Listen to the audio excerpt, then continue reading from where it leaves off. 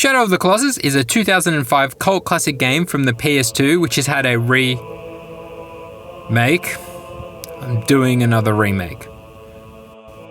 Okay. The premise is you play as boy who wants to bring back to life girl. You take said girl to a temple in the middle of nowhere and ask the gods to bring her back to life. The gods agree once they see that you have a sword, but you have to take down all the Colossus in the area. And that's all the story you're given. And that's all you need. Boy kills Colossi for dead girl. So you ride your horse out into the open world looking for the Colossus to kill. The first thing you're going to notice about the open world is the scenery is sublime, excellently showing off that there once was a civilization here. Unfortunately, the devs are so proud of the scenery they've made, they will move the camera to the best vantage point, even if that means not being able to see where you're going. If this game was a cake, then the scenery would be the tasty icing.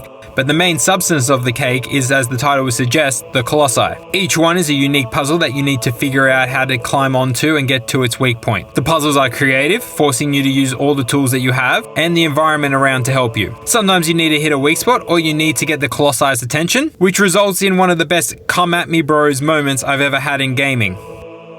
One of the best features of the Colossi is they feel like they're part of the environment, like they're actual animals living there and you're trespassing.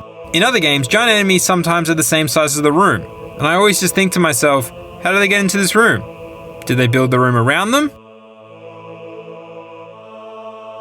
With this mix of a wide, empty world and these giant monsters, you really do feel so small.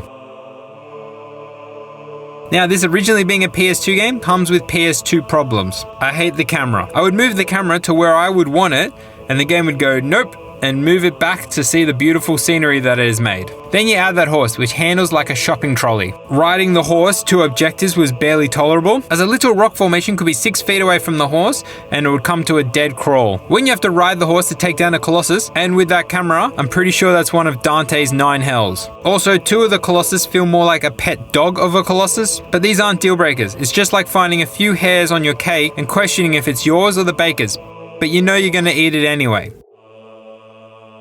Shadow of the Colossus is definitely worth your time. Music is great and the ending is satisfying. You can see its influence on games today. Just look to Breath of the Wild.